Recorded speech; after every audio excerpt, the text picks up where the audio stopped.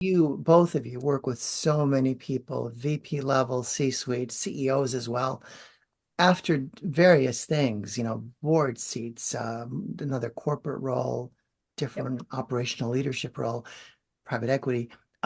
What would you say is one or two of the greatest misconceptions they have about how executive search and hiring actually works? Um, so first and foremost, I believe that even though, to Sandra's point, the turn is much quicker in terms of advancement and movement. Um, I truly believe that when you have an executive who has been either consistently recruited, sponsored, advocated for in their career, um, and now all of a sudden they're out there in the market and they're wanting to make that move. They often bring a outdated set of tactics or thinking into the way they should accomplish that.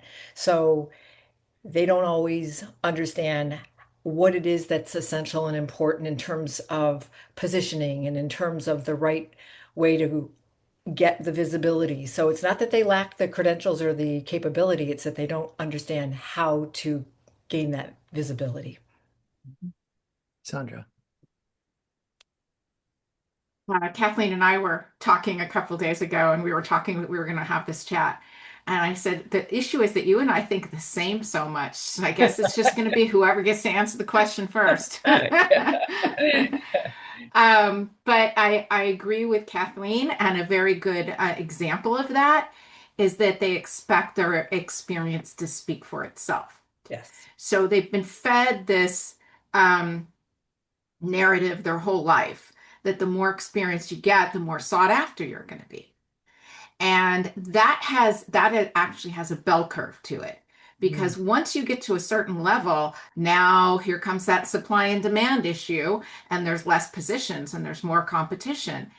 And the issue that drives this, my experience is not going to speak for itself anymore, is at the executive level, those that are making decisions on who they need to hire and those that are looking for people before there's even an open job, as the kids these days like to call the hidden job market, they Mhm. don't know what background they're looking for. Because at the executive level, they just know the outcome they're trying to create. So now all of a sudden, they're not out there looking for experience, they're looking for solutions. And executives that don't know how to position themselves as a solution and they expect their experience to just tell that story for them, not only are they going to find it difficult competing once they get in the door, but I'm going to say most importantly, most surprisingly, they're going to find themselves not getting in the door. Mm. And I'll build on that a little bit to say that, you know,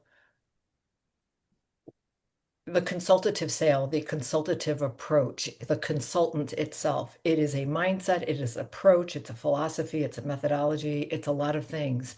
And I have found in a lot of our strategy calls when I'm speaking with very accomplished, successful leaders, and I talk to them about that not just that mindset shift, but that positioning shift from I'm seeking my next role for whatever good reason that might be, to needing now to be strategic advisor going into these conversations. That is easier said than done.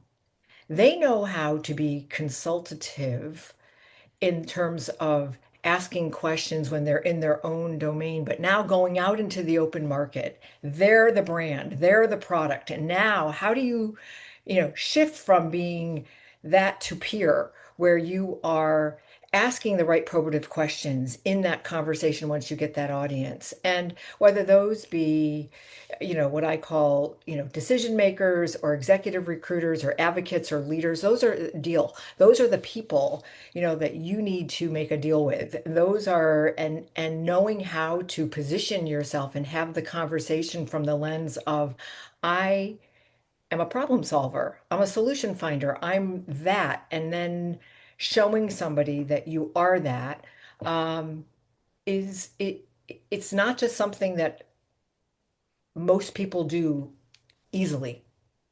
It takes a commitment to practice, and that's why career management is now a body of work, because it's a practice, just like yoga and anything else. It's a practice, and like we see in the comments right here, executives should always passively be in the market, and that is true. Needing to be ready. I mean, if Hollywood called at 4 o'clock this afternoon, what would you say? Would you be ready? What would you know? I mean,